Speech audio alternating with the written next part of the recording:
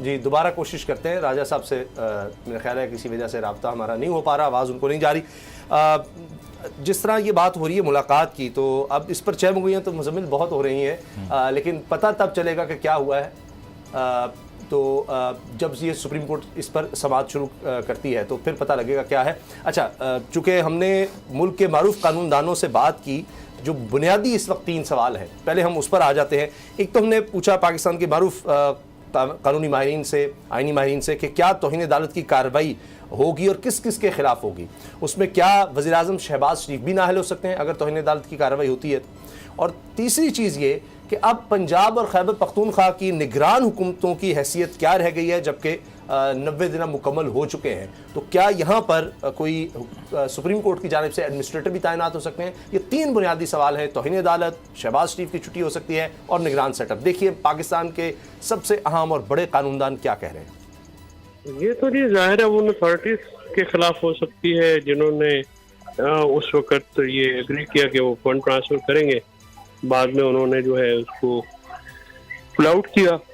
اور دوسرا کابینہ اور ان لوگوں کے خلاف ہو سکتی ہے جنہوں نے اس میں رکھنا ڈالا، جو بھی اس حکم کی ایگزیکیوشن میں رکاوٹ بنے ان کے خلاف کارروائی ہو سکتی ہے۔ جی نااہل ہو سکتے ہیں، وہ تو بڑے انسٹرومنٹل ہیں، تو انہوں نے سب کچھ اس کو روکا ہے۔ اس سارے معاملے کے پیچھے جو ماسٹر مائنڈ ہے وہ اور ان کی ٹیم ہے، اور انہوں نے جو ہے اس کو عدالتی حکم کو جو ہے پاکستان کے نظام کو، جمہوری نظام کو، آئین کو نقصان پہنچایا ہے اور آئین شکنی کی ہے، قانون شکنی کی۔ آرٹیکل 187 کے تحت انصاف پر مبنی فیصلہ کیا جا سکتا ہے۔ آئین میں 90 دن سے زیادہ نگران حکومتوں کی سپرویژن نہیں ہے، آئین اور قانون اس میں پرووائڈ نہیں کرتا، خاموش ہے کہ 90 دن کے بعد ان کا کیا معاملہ ہوگا۔ تو ایسی صورت میں تو ظاہر ہے سپریم کورٹ ہی ادارہ ہے جو کہ آئین کی تشریح کرتا ہے، اور وہی بتا سکتے ہیں کہ اب ان نگرانوں کا کیا صورتحال ہے، اور ایڈمنسٹریٹر بھی لگائے جا سکتے ہیں۔ بہت شکریہ sir, thank you so much sir, thank you. دیکھیے جن کو حکم دیا تھا انہوں نے حکم بجا نہیں لایا، اس میں خاص طور پہ اسٹیٹ بینک کو حکم دیا تھا، فائنانس منسٹری کو حکم دیا تھا، اور دوسرے جو ان سے کنیکٹڈ انتظامیہ کے لوگ ہیں ان کے خلاف۔ دیکھیے جی بظاہر تو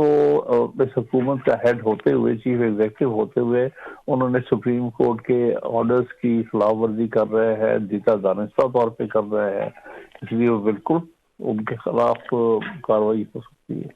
دیکھیے نا 22 کے بعد یعنی جب 90 دن پورے ہو گیا اس کے بعد میں جواب ہی کوئی نہیں رہ جاتا، تو لہٰذا بالکل سپریم کورٹ جو مناسب چاہے حکم پاس کر سکتی ہے اس حوالے سے۔ دیکھیں سب سے پہلے تو ایکٹنگ پریزیڈنٹ جو اسٹیٹ بینک آف پاکستان ہے ان کے خلاف ہو سکتی ہے، نمبر 2 جو قائمہ کمیٹی ہے اس کے خلاف ہو سکتی ہے، نمبر 3 سیکرٹری خزانہ اور جو وزیر خزانہ ہے ان کے خلاف ہو سکتی ہے، اور سب سے بڑھ کر یہ ہے کہ prime minister, interior minister Rana Sanaullah اور اعظم نذیر تارڑ کے خلاف ہو سکتی ہے، کیونکہ ان سب لوگوں نے اوپنلی کہا ہے کہ ہم سپریم کورٹ کی ججمنٹ کو نہیں مانتے، اور کچھ نے اپنے کنڈکٹ سے ثابت کیا کہ یہ نہیں مانتے، ان کے خلاف ایکشن ہو سکتا ہے۔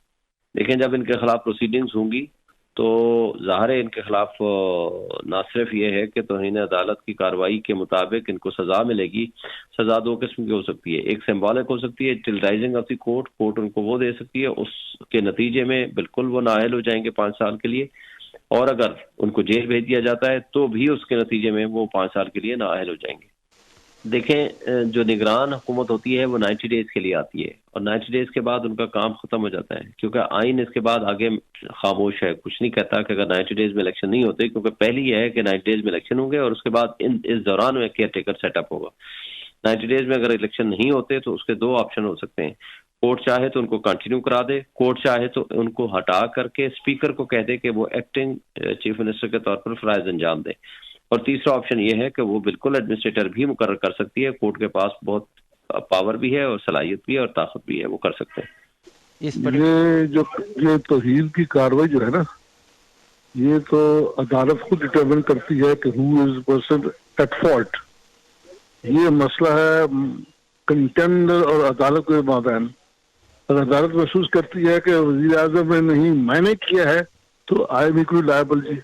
لیکن بات کی نظر وزیر اعظم ہو گئے، چیف الیکشن کمشنر ہوگا، اور ہمارا جو सेक्रेटरी इंटरव्यू आ सकते हैं। आप जरा चैनल से बाहर आकर देखना, सड़क पे क्या तोसर है, कौन नहीं करने दे रहा, उस तोसर का वो उनके पास शहादत है। लिहाजा जो अदालत के इख्तियारात बहुत वसी है कंटेम्प्ट के सिलसिले में, क्योंकि ये मसला माबैन ये कोई मुकदमा थोड़ी है, ये सोच है माबैन या तोसर है माबैन कंटेम्नर के और अदालत के। अगर अदालत महसूस करती है कि मैंने ये अमल किया है तो मुझे बुला सकते हैं, ये महसूस करते आपने किया तो आपको बुला सकते हैं। जिनको हुक्म दिया है, गवर्नर साहब हुक्म दिया है तो गवर्नर साहब पाबंद है, उन पे ये लाजम नहीं है कि जी मैंने असेंबली को भेज दिया था, मैंने पार्लियामान को भेज दिया था, मैंने सेक्रेटरी फाइनेंस को भेज दिया था। ये उन पे उनका तो स्ट्रेट अवे है, हुक्म दिया है, सुप्रीम कोर्ट ने दुरुस्त है या गलत है, मुझे उसे मानना है। जो पहले वजीर आज़म हुए थे ना जी, गिलानी साहब जी, हुक्म अदूली भी हुए थे ना। तो अगर सुप्रीम कोर्ट ये राय कायम करती है, हाँ जी फलां बंदा जिम्मेदार है हमारे हुक्म अदूली का, तो उसको वो तलब कर सकते हैं और सजा भी दे सकते हैं। इसमें जो तारीख है इलेक्शन की वो सुप्रीम कोर्ट ने दी है, वो एग्जैक्ट 90 दिन नहीं है, 90 दिन से थोड़ा सा इनहराफ है। 1 दिन का हो, 2 दिन का हो, 10 दिन का हो, उसमें उन्होंने तब्दील किया है। लिहाजा जो वजूद है केयर टेकर चीफ मिनिस्टर्स का दोनों सूबों में, ये मुंसलिक है इस इलेक्शन के साथ। जब तक इलेक्शन ही होते तो मेरा ख्याल है कोई झगड़ा नहीं है, और उसके बाद अगर रहना हो तो सुप्रीम कोर्ट ही उनके पीरियड एक्सटेंड कर सकता है। देखिए, तौहीन अदालत की कार्रवाई बुनियादी तौर पर एक्टिंग स्टेट बैंक गवर्नर के खिलाफ हो सकती है, फेडरल कैबिनेट के खिलाफ हो सकती है, जिसमें हेड जो है वो प्राइम मिनिस्टर ऑफ पाकिस्तान है। और ये आर्टिकल 81 के तहत जो है बेसिकली ये एक ऐसा फंड था जिसको इशू करने के लिए पार्लियामेंट के अप्रूवल की जरूरत नहीं थी। तो उसके तनाजुर में देखा जाए तो ये 2-3 ही हैं लोग जिनके खिलाफ कार्रवाई की जा सकती है जी। अगर तो कंटेम्प्ट ऑफ कोर्ट की कार्रवाई शुरू होती है तो बिल्कुल वज़ीर आज़म साहब नाअहल भी हो सकते हैं, और उसमें उनको क्या कहते हैं राइजिंग ऑफ द कोर्ट तक भी कहा जा सकता है, बैठा जाए, और उसमें कैद भी होती है, और हो सकता है कि कंटेम्प्ट की कार्रवाई ना उनके खिलाफ इनिशिएट की जाए। बट इट ऑल डिपेंड्स कि अगर की जाती है तो उसमें एक जो उसकी सेंटेंस है वो नाअहली भी है। मेरा ख्याल शायद एडमिनिस्ट्रेटर तो नहीं लगाएगा, निगरान जो है, चूंकि उन्होंने इलेक्शन की डेट में थोड़ी ताखीर कर दी है और उसकी इजाज़त दे दी है, तो निगरान सेटअप को भी 254 आर्टिकल के तहत इजाज़त मिल सकती है, और उतना ही टाइम उनको आगे दिया जा सकता है जब तक इलेक्शन है। वो सुप्रीम कोर्ट। और अब हमें ज्वाइन किया है राजा आमिर अब्बास साहब ने, मारूफ कानूनदान है। राजा आमिर अब्बास साहब, अब क्या देख रहे हैं आप? रिपोर्ट्स तीनों तरफ से चली गई, स्टेट बैंक की, वजारत खजाना की, इलेक्शन कमीशन की, रकम नहीं आई, क्या हो सकता है अब सुप्रीम कोर्ट में? देखिए जी, ये जिस डिफाइंस मोड में है इस वक्त हुकूमत, तो इनका ख्याल है कि जी शायद चलें अगर हमने इलेक्शंस नहीं करना तो हमें कॉन्टेम्प्ट होगा। इसमें ज़हन में एक चीज़ रखने की बात है कि ये कॉन्टेम्प्ट जोन सी है, ये वो आइन की भी कर रहे हैं और सुप्रीम कोर्ट के जजमेंट की भी कर रहे हैं। और ये ऐसी कॉन्टेम्प्ट नहीं कि जी चलें ठीक है हमने फैसला नहीं माना तो हमें सज़ा हुई तो ख़त्म हो गया सब कुछ। ये एक कंटिन्यूस प्रोसेस है, अगर उनको कहा जाता है वो नहीं करते तो कॉन्टेम्प्ट तो मैं समझता हूँ वो ऑलरेडी कर चुके हैं। अब इसके बाद अगला फेज भी आ सकता है, और वो है फेज आर्टिकल 5 वाला। आर्टिकल 5 कहता है कि जी आपने स्टेट और कॉन्स्टिट्यूशन के लॉयल रहना है, लॉयल्टी आपने देनी है और उसको मानना है। तो कॉन्टेम्प्ट वाली तो मैं समझता हूँ ऑलरेडी वो काफ़ी हद तक हो चुकी है। तो इस वक्त उनके पास ये जो उनको अगर लीगल ओपिनियन दी जा रही है कि जी चलें ठीक है कुर्बानी दे के हम कोई शहीद हो जाएंगे, बज़ाहिर लगता है कि ये कॉन्टेम्प्ट होगी। और कॉन्टेम्प्ट के साथ साथ अगर फर्दर भी ये जो एक्शंस हैं, क्योंकि इलेक्शंस ने तो होना ही होना है, ये नहीं हो सकता कि कॉन्टेम्प्ट में डाल के इलेक्शंस को साइड लाइन कर दिया जाए। तो उस सिलसिले में फर्दर डायरेक्शंस होंगी दोबारा,